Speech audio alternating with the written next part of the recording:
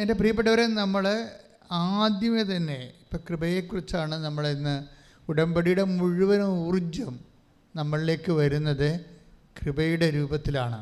അപ്പം ആദ്യമേ തന്നെ നമ്മളുടെ ഒരു വിഷയം എന്താണെന്നറിയാവോ? നമ്മൾ കുഞ്ഞുനാൾ മുതൽ ട്രെയിൻ ചെയ്തിരിക്കുന്ന ദൈവം എന്ന് പറഞ്ഞാൽ ഉടനെ അനുഗ്രഹം അങ്ങനെ പഠിച്ചിരിക്കണത് അല്ലേ? അതാണ് നമ്മുടെ ഒരു കുറവ്. നമ്മൾ ദൈവം എന്ന് പറഞ്ഞാൽ ഓട്ടോമാറ്റിക്കായിട്ട് നമ്മുടെ മനസ്സിൽ തന്നെ എന്താണ്? അനുഗ്രഹം എന്നാ പിന്നെ അല്ലേ?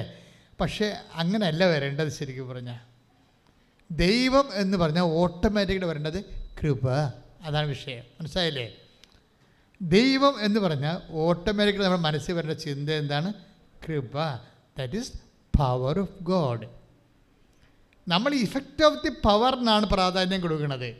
അനുഗ്രഹം എന്ന് പറഞ്ഞാൽ എന്താണ്? അനുഗ്രഹം എന്താണ്? ഇഫക്റ്റ് ഓഫ് ദി പവറാണ്. അതായത് ദൈവശക്തിയുടെ ഒരു പ്രതിഫലനമാണ് അനുഗ്രഹമായിട്ട് വരുന്നത് ഇല്ലേ? അതിനാണ് നമ്മൾ പ്രാധാന്യം കൊടുക്കുന്നത്. അത് അധികം വർക്കൗട്ട് ചെയ്യത്തില്ല. അപ്പോൾ ദൈവം എന്ന് പറയുമ്പോൾ പെട്ടെന്ന് കൃപയെന്ന് മനസ്സിൽ വരണം. എന്താണ്? പവറാണ്. കൃപയെന്ന് പറഞ്ഞാൽ എന്താണ്? പവറാണ്. എന്തുകൊണ്ടാണ് കൃപ പവറാണെന്ന് പറയാൻ കാര്യം? അത് 2 കൊരിന്ത്യൻസിൻ്റെ 12:9 എല്ലാവർക്കും അറിയാവുന്ന വചനമാണ്. വായിച്ചോളൂ. ശ്രുതികട ഹല്ലേലൂയ ഹല്ലേലൂയ ഹല്ലേലൂയ ഹല്ലേലൂയ ഹല്ലേലൂയ. യേശുവേ നന്ദി, യേശുവേ സ്തുതി. ഹല്ലേലൂയ ഹല്ലേലൂയ ഹല്ലേലൂയ. ആരാധന ആരാധന. കൃപയരുൾക കൃപയരുൾക അളവന്നെ പകർന്നിടുക ഈ ഭൂമിയിലെ യാത്രയതിൽ ദൈവകൃപയരുൾക. 2 കൊരിന്ത്യസ് 12:9. 2 കൊരിന്ത്യസ് 12:9. എന്നാൽ അവിടുന്ന് എന്നോട് അരുളി ചെയ്തു. പറഞ്ഞേ എന്നാൽ അവിടുന്ന് എന്നോട് അരുളി ചെയ്തു. നിനക്ക് എന്റെ കൃപ മതി. എന്തെന്നാൽ ബലഹീനതയിലാണ് എന്റെ ശക്തി പൂർണ്ണമായി പ്രകടമാകുന്നത്. അപ്പം നിനക്ക് എൻ്റെ കൃപ മതി. ഒരു മനുഷ്യന് എന്താണ് ദൈവത്തിൽ നിന്ന് വേണ്ടത്? നിനക്കെൻ്റെ അനുഗ്രഹം മതിയെന്നല്ല അല്ലേ? നിനക്കെൻ്റെ അനുഗ്രഹം മതിയെന്നല്ല, പിന്നെ എന്താണ്? നിനക്കെൻ്റെ കൃപ മതി. അപ്പോൾ ഒരു മനുഷ്യന് ബേസിക്കായിട്ട് വേണ്ടത് ദൈവകൃപയാണ്. എന്തുകൊണ്ടാണ് ദൈവകൃപ മതിയെന്ന്, ദൈവകൃപ വേണമെന്ന് പറയാൻ കാര്യം എന്താണ്? എന്തെന്നാൽ അടുത്ത വചനം കണ്ടല്ലേ? എന്തെന്നാൽ എന്തെന്നാൽ ബലഹീനതയിലാണ് ദൈവത്തിന്റെ ശക്തി പ്രവർത്തിക്കുന്നത്. അവിടെ കൃപയ്ക്ക് പകരം ഉപയോഗിച്ചിരിക്കുന്ന വാക്ക് എന്താണ്? ശക്തി എന്ന് ഉപയോഗിച്ചിരിക്കുന്നത്. അപ്പോഴേ നമ്മൾക്ക് കൃപ എന്ന് പറഞ്ഞാൽ എന്താണ്? ദൈവത്തിൻ്റെ ശക്തിയാണ്. ദൈവത്തിൻ്റെ ശക്തിയാണ്. ഈ ദൈവത്തിൻ്റെ ശക്തിയുടെ ഗുണമെന്ന് പറയുന്നത്, ഈ ശക്തി നമുക്ക് ഓരോ രോഗത്തിനും ഓരോ മരുന്നല്ലേ അല്ലേ? ഓരോരോ രോഗത്തിനും ഓരോ മരുന്നല്ലേ? ശാസ്ത്രത്തിൻ്റെയും വിശ്വാസത്തിൻ്റെ വ്യത്യാസം അതാണ്. അതായത് ശാസ്ത്രത്തിൽ ഓരോ കാര്യത്തിനും ഓരോരോ സൊല്യൂഷൻസാണ്. വിശ്വാസത്തിൽ എല്ലാ കാര്യത്തിനും സിംഗിൾ സൊല്യൂഷനാണ്. എന്താണ്? Power of God. കൈയടിച്ച് കിടത്താനും ശ്രുതികട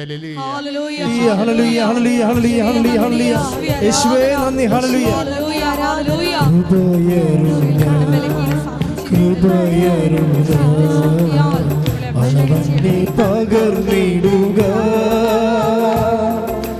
ഈ ഭൂമിയിലെ യാത്രയതിൽ ദൈവകൃപയരുൾക ഈ ഭൂമിയിലെ യാത്രയതിൽ ദൈവകൃപയരുൾക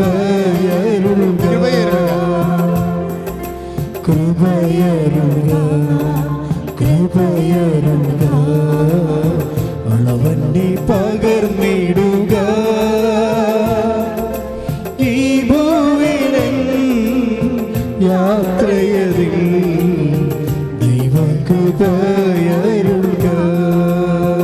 പരിശുദ്ധ പരമദിവ്യകാരുണ്യത്തിന് എന്നേരവും ആരാധനയും സ്തുതിയും പുകഴ്ചയും ഉണ്ടായിരിക്കട്ടെ. എന്താണ് ഇപ്പോൾ വെളിപ്പെട്ടത്? അതായത് ശാസ്ത്രത്തിലെ ഓരോരോ വിഷയത്തിനും പർട്ടിക്കുലർ സൊല്യൂഷൻസ് ആണ്. പക്ഷേ വിശ്വാസത്തിൽ എന്താ സംഭവിച്ചിരിക്കുന്നത്? എല്ലാ വിഷയങ്ങൾക്കും സിംഗിൾ സൊല്യൂഷനാണ്. എന്താണ്? കൃപ എന്ന് പറയുന്ന സിംഗിൾ സൊല്യൂഷൻ. പറഞ്ഞാൽ മനസ്സിലായില്ലേ? അതെന്ന് വെച്ച് കഴിഞ്ഞാൽ ഇപ്പോൾ ഉദാഹരണത്തിന്, അതായത് അവരുടെ പേര് റീബ ഡെൻസിൽ, ഒരു നേഴ്സാണ് റീബ ഡെൻസിൽ. ഈ റീബ ഡെൻസിൻ്റെ സാക്ഷ്യം ഒന്ന് കേൾക്കണം കേട്ടോ. അതായത് അവരുടെ അവസ്ഥ, അവരുടെ ആമാശയത്തിൻ്റെ പുറകിൽ 3 മുഴകൾ, ആമാശയത്തിൻ്റെ പുറകിലാണ് വലിയ മുഴകളാണ്, ട്യൂമർ പോലെ ഇങ്ങനെ വരും. അപ്പോൾ ഇത് ആദ്യം ഒരെണ്ണമായിരുന്നു, പിന്നീട് ഇത് ടെസ്റ്റ് ചെയ്തപ്പോഴാണ് ഇത് 4 എണ്ണം ഉണ്ടെന്ന് മനസ്സിലായത്. അപ്പോൾ ഇതിൻ്റെ കേരളത്തിലെ ഏറ്റവും ടോപ്പ് ഹോസ്പിറ്റലിൽ കൊണ്ടുപോയി ഇവരെ കാണിച്ചപ്പോൾ അവർ പറഞ്ഞു ഇത് ആമാശയത്തിൻ്റെ പുറകിലാണ്, അത് വലുതായിക്കൊണ്ടിരിക്കുകയാണ്, ഓപ്പറേറ്റ് ചെയ്യാൻ പാടാണെന്നൊക്കെ പറഞ്ഞു. അവിടം വരെ പോകാൻ കാരണം എന്താണെന്നറിയാവോ? നേരത്തെ ഇതുപോലെ വന്നിട്ടൊന്ന് ഓപ്പറേറ്റ് ചെയ്തതാണ്, അപ്പോൾ വീണ്ടും അത് വന്നതാണ്. അപ്പം അപ്പോഴൊന്നും ഇവർക്ക് പ്രശ്നങ്ങളൊന്നുമില്ല. ഞാൻ ആദ്യത്തെ ഓപ്പറേഷനിലൊക്കെ അവർ പറയുന്നുണ്ട് സാക്ഷ്യത്തിൽ, എനിക്ക് ഹെൽത്ത് ഇഷ്യൂസ് ഒന്നും ഉണ്ടായിട്ടില്ല ഇവർക്ക്. അത് കാരണം ആദ്യം ഓപ്പറേഷനാണെന്ന് പറഞ്ഞപ്പോൾ ഒന്നും എനിക്ക് പ്രശ്നമില്ല. ഞാൻ ആദ്യം ഓപ്പറേഷനാണെന്ന് പറഞ്ഞപ്പോഴേ എനിക്ക് പ്രശ്നമൊന്നുമില്ല. ഓപ്പറേഷൻ ഉണ്ടെങ്കിൽ പെട്ടെന്ന് ഹീലാകുമല്ലോ. ഓപ്പറേഷൻ കഴിയുമ്പോൾ അവർ നേഴ്സായിരുന്ന അവർക്കാർക്ക് ടെക്നിക്കാലിറ്റീസ് എല്ലാം അറിയാം. ഓപ്പറേഷൻ ഇറ്റ്സ്, അത് കഴിയുമ്പോൾ ഹീലാകുമല്ലോ. അപ്പോൾ എനിക്കത് ഒരു ടെൻഷനും ഇല്ലായിരുന്നു എന്ന് പറഞ്ഞ്. ആദ്യത്തെ ഓപ്പറേഷൻ 4 ആമാശയത്തിൻ്റെ പുറകിലാണ്, 4 ട്യൂമറാണ്. അപ്പോൾ ആദ്യം ഫസ്റ്റ് ഓപ്പറേഷൻ എന്ന് പറയുമ്പോൾ എനിക്ക് ടെൻഷനൊന്നും ഇല്ലായിരുന്നു എന്നാണ് അവർ പറഞ്ഞത്. അപ്പോൾ ടെൻഷൻ ഇല്ല, മനസ്സിലായില്ലേ? അത് ഇതിൻ്റെ പ്രശ്നം വെച്ച് കഴിഞ്ഞാൽ എനിക്ക് ടെൻഷൻ ഇല്ല എന്ന് പറഞ്ഞു കഴിഞ്ഞാൽ ശരിക്കും പറഞ്ഞാൽ അതൊരു നെഗറ്റീവ് വിഷയമാണ്. ടെൻഷൻ ഉണ്ടാകണം, മനസ്സിലായില്ലേ? നിങ്ങൾക്ക് കടമാണ്, ടെൻഷൻ ഇല്ലെന്ന് പറഞ്ഞു കഴിഞ്ഞാൽ നെഗറ്റീവാണത്. നിങ്ങൾക്ക് പരീക്ഷ വരാൻ പോകുന്നു, നിങ്ങൾക്ക് ടെൻഷൻ ഇല്ല എന്ന് പറഞ്ഞാൽ അത് നെഗറ്റീവാണ്, പോസിറ്റീവ് അല്ലത്. കാര്യം ടെൻഷൻ ദൈവം തന്നിരിക്കണത് എന്തിനാണത്? നമ്മളുടെ മെരിറ്റ് പോകുന്നൊരു സമയത്ത് യു ആർ ലൂസ്. ടെൻഷൻ നമ്മളോട് പറയണത് എന്താ? ആശങ്കകൾ, ഉത്കണ്ഠകൾ നമ്മളോട് പറയണത് എന്താണ്? You are losing your merit എന്നാണ് പറയണത്, അല്ലേ?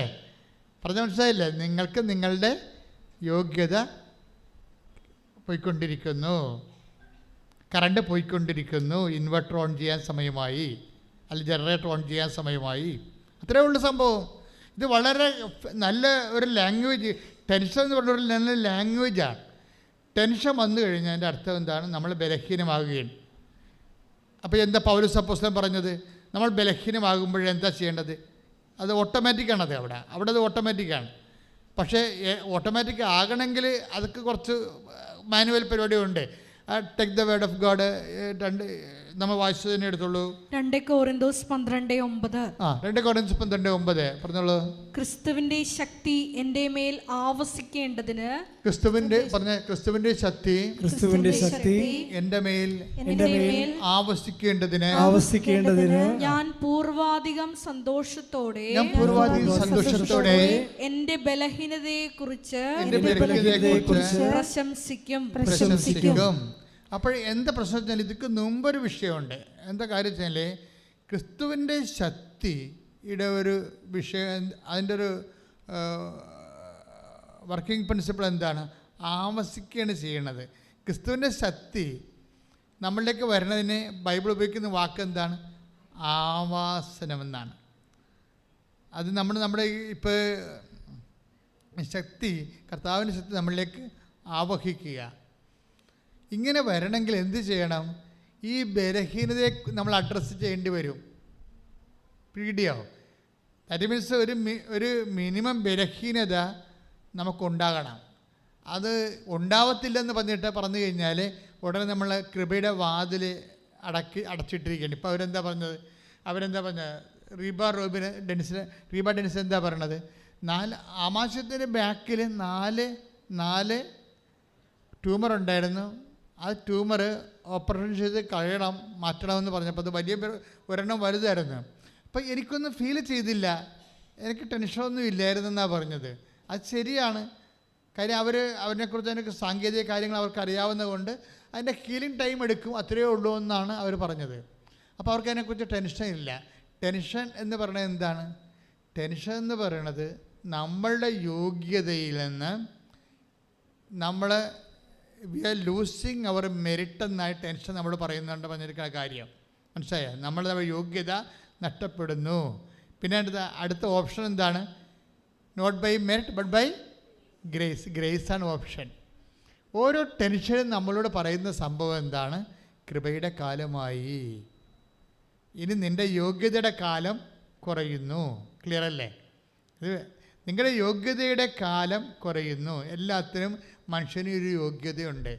പഠിക്കാനൊരു യോഗ്യത ഇല്ലേ? പഠിക്കുന്നതിനൊരു യോഗ്യതയുണ്ട്. മെമ്മറി ഒരു യോഗ്യതയാണ്. ആരോഗ്യം ഒരു യോഗ്യതയാണ്. അപ്പോൾ ഇതിങ്ങനെ കുറേ നമ്മളെ സംതൃപ്തരാക്കുന്നതും നമ്മളെ നിലനിർത്തിക്കൊണ്ടിരിക്കുന്നതുമൊക്കെ ആത്മവിശ്വാസത്തിൽ നിലനിർത്തുന്നതൊക്കെ നമ്മുടെ യോഗ്യതകളാണ്. നമ്മുടെ ആത്മവിശ്വാസത്തിൻ്റെ എല്ലാം അടിസ്ഥാനം എന്താണ്? നമ്മുടെ യോഗ്യതയാണ്, നോട്ട് ദൈവമല്ല.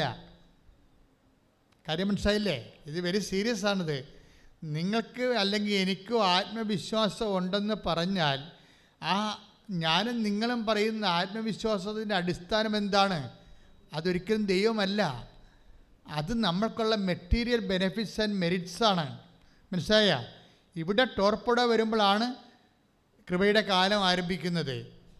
നമ്മൾക്ക് ആത്മവിശ്വാസം, ഇപ്പോൾ പണമുണ്ട് നിങ്ങൾക്ക്, അല്ലെങ്കിൽ നിങ്ങൾക്ക് ബാങ്കിൽ പണമുണ്ട്, അത് ആത്മവിശ്വാസം തരും നിങ്ങൾക്ക്. ബാങ്ക് പൊളിയണത് വരെ ആത്മവിശ്വാസം തരും. മനസ്സിലായില്ലേ? ബാങ്ക് മൊറട്ടോറിയം ആയെന്ന് പറയുമ്പോൾ തന്നെ അത് എല്ലാ നമ്മൾ പുറകോട്ട് വയ്ക്കും. എന്താണ്? നമുക്ക് അറ്റാക്ക് അടിക്കും.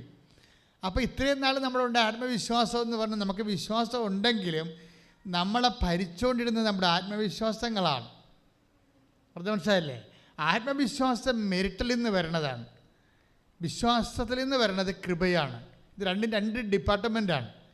ഇത് കറക്റ്റായിട്ട് ഞാൻ പറഞ്ഞില്ലേ, ഇത് മാത്തമാറ്റിക്കലായിട്ട് നമ്മൾ ഒരു ബൈബിൾ ഗണിതം എന്ന് പറയുന്ന ഒരു സബ്ജക്റ്റാണ് ഡീൽ ചെയ്യണത്. എന്ന് വെച്ച് കഴിഞ്ഞാൽ നമ്മൾക്ക് ഉണ്ടെന്ന് പറയുന്നത് ആത്മവിശ്വാസമാണ്. ആത്മവിശ്വാസത്തിൻ്റെ അടിസ്ഥാനങ്ങളെന്ന് പറയുന്നത് ഒരിക്കലും ദൈവമല്ല, മറിച്ച് ഭൗതികമായിട്ടുള്ള കപ്പാസിറ്റീസാണ്. പൊന്ന്, പണം, പറമ്പ്, പാർട്ടി, സ്വാധീനിക്കാൻ ആൾ, റെക്കമെൻഡ് ചെയ്യാൻ ആൾ, ഇതെല്ലാം മെറ്റീരിയലാണ്. ഇങ്ങനെ മെറ്റീരിയലായിട്ടുള്ള സാഹചര്യങ്ങൾ എന്ന് പറയുന്നതാണ് പലപ്പോഴും നമ്മളുടെ യോഗ്യത എന്ന് നമ്മൾ പറയണത്.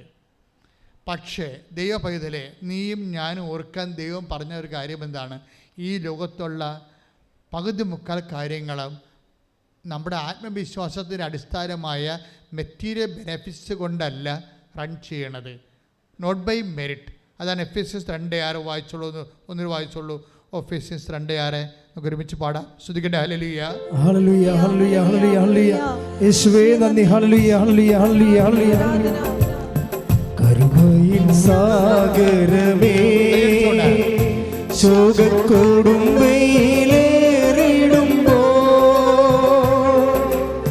കരുണയിൻ സാഗരമേ, ശോകക്കൊടുമ്പയിലേറിടുമ്പോ, മേഘത്തിൻ തണലരുളി എന്നെ സാന്ത്വനമായി നടത്താം. മേഘത്തിൻ തണലരുളി എന്നെ സാന്ത്വനമായി നടത്താം. കൃപയരുള, കൃപയരുള, അളവണ്ടി പകർന്നിടുക. ഈ ഭൂവിലൻ യാത്രയിൽ ദൈവകൃപയരുക. ഈ ഭൂവിലൻ യാത്രയിൽ ദൈവകൃപയരുക. പരിശുദ്ധ പരമദിവ്യകാരുണ്യത്തിന് എന്നേരവും ആരാധനയും സ്തുതിയും പുകഴ്ചയും. എഫേസ്യൻസ് 2:8 വിശ്വാസം വഴി കൃപയാലാണ് നിങ്ങൾ രക്ഷിക്കപ്പെട്ടത്. ആ, അത് നിങ്ങൾ നേടിയെടുത്തതല്ല, ദൈവത്തിന്റെ ദാനമാണ്. എന്ന് പറഞ്ഞ വിശ്വാസം വഴി കൃപയാലാണ് നിങ്ങൾ രക്ഷിക്കപ്പെട്ടത്. രക്ഷിക്കപ്പെടുന്നതിൻ്റെ നിത്യരക്ഷ ഉൾപ്പെടെയുള്ള കാര്യങ്ങളുണ്ട്. ക്രിസ്തുവിൻ്റെ ഉള്ള ദൈവികമായ പദ്ധതിയാണ്. അവിടെ ഒന്നും ആത്മവിശ്വാസത്തിനും മെറ്റീരിയലായിട്ടുള്ള നമ്മുടെ യോഗ്യതയ്ക്കൊന്നും ഒരു നിലവില്ല, നമ്മുടെ ആസ്തിയില്ല. അതുകൊണ്ടാണ് അതിന് ഫുൾ ആൻഡ് ഫുൾ ഗ്രേസാക്കി ദൈവം വെച്ചത്. വിശ്വാസം വഴി കൃപയാലാണ് നമ്മൾ രക്ഷിക്കപ്പെട്ടത്. പക്ഷേ കൃപയാലാണ് പറഞ്ഞു, വിശ്വാസം വഴി കൃപയാലാണ് നമ്മൾ രക്ഷിക്കപ്പെട്ടത്. അപ്പൊ വിശ്വാസത്തിന് വലിയ അടിസ്ഥാനമോ ഒരു വിശ്വാസത്തിന് പ്രത്യേകിച്ച്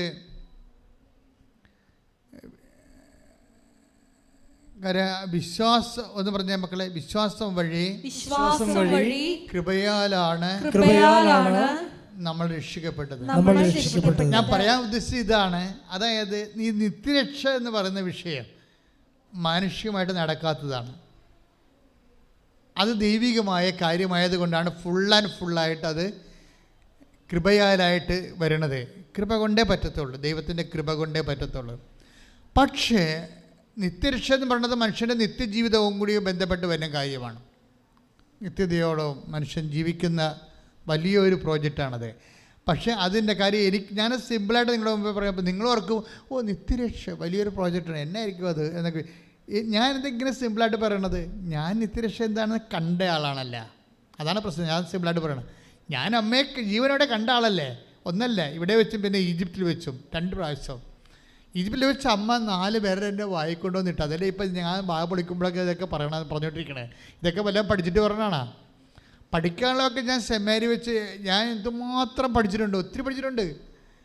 അതായത് അച്ഛനായിട്ട് പോലും എനിക്ക് അവിടെ ലൈബ്രറി, എൻ്റെ മുറി ലൈബ്രറി മുഴുവനും പഠിത്തമാണ്. പുറത്തുള്ള ജോലി കഴിഞ്ഞാൽ പിന്നെ പഠിത്തമാണ്. പക്ഷേ ഞാനീ നിങ്ങളോട് പറയണ ഒന്നും ആ പഠിച്ച കൂട്ടത്തിലുള്ളതല്ല. ഞാനീ പറയണതെല്ലാം കർത്താവ് എനിക്ക് ഇവിടെ നിൽക്കുമ്പോൾ തരണ വചനങ്ങളാണ് പറഞ്ഞിട്ടുണ്ട്. പിന്നെ ഞാൻ അതിൻ്റെ പുറകെ പ്രാർത്ഥിച്ച് അങ്ങനെ സഞ്ചരിക്കുമ്പോഴാണ് കർത്താവ് ലിങ്ക് ചെയ്ത് പുതിയ വചനങ്ങൾ തരണത്. അതെന്താ സംഭവിച്ചു കഴിഞ്ഞാൽ, വചനങ്ങളെ സംബന്ധിച്ചിടത്തോളം നമുക്കറിയാം. ഇപ്പോഴെന്താണ് നമ്മൾ പറഞ്ഞു കേട്ടത്? വിശ്വാസം വഴി കൃപയാലാണ് നമ്മൾ രക്ഷിക്കപ്പെട്ടത്. അപ്പോൾ രക്ഷിക്കപ്പെടുക എന്നുള്ള വലിയ പദ്ധതി നിത്യജീവനോട് ബന്ധപ്പെട്ട കാര്യമാണത്. ഞാനെന്താ നിത്യജീവൻ സിമ്പിളായിട്ട് പറയാൻ കാരണം എന്ന് വെച്ച് കഴിഞ്ഞാൽ, അമ്മയെ ഞാൻ നേരിട്ട് കണ്ടതാണ്. നിങ്ങൾക്ക് ചിലപ്പോൾ നിത്യജീവൻ എന്ന് പറയുമ്പോൾ നിങ്ങൾക്ക് നിത്യജീവനേക്കാൾ വലുത് IELTS ആയിരിക്കും. അതെന്താ കണ്ടത്? നിങ്ങൾ കൺഫ്രണ്ട് ചെയ്യേണ്ട വിഷയം അതാണ് നിങ്ങൾ കൺഫ്രണ്ട് ചെയ്യേണ്ട വിഷയം.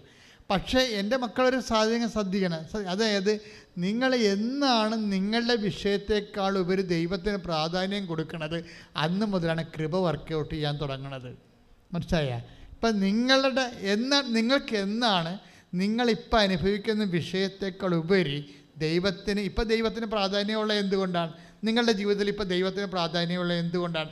നിങ്ങളുടെ വിഷയത്തിൽ ദൈവം ഇടപെടുമെന്നുള്ള ഉറപ്പുള്ളതുകൊണ്ടാണ്, അല്ലേ? അതാണ് പ്രശ്നം. പക്ഷേ നിങ്ങളുടെ വിഷയത്തിനെ മാറ്റി നിർത്തിക്കൊണ്ട് ദൈവത്തിനൊരു പ്രാധാന്യം, നിങ്ങളുടെ വിഷയത്തെ മാറ്റി നിർത്തിക്കൊണ്ട് സ്ഥലം വെക്കുക, വിവാഹം നടക്കുക, മക്കളുണ്ടാവുക, ഇങ്ങനെയുള്ള നിങ്ങളുടെ വിഷയത്തേക്കാൾ പ്രാധാന്യം ദൈവത്തിന് എപ്പോഴാണ് കൈവരിക, അപ്പോഴും മുതലാണ് ഈ കൃപ വർക്ക് ചെയ്യാൻ തുടങ്ങുന്നത്. കൈയടിച്ച് കർത്താവിനെ സ്തുതി.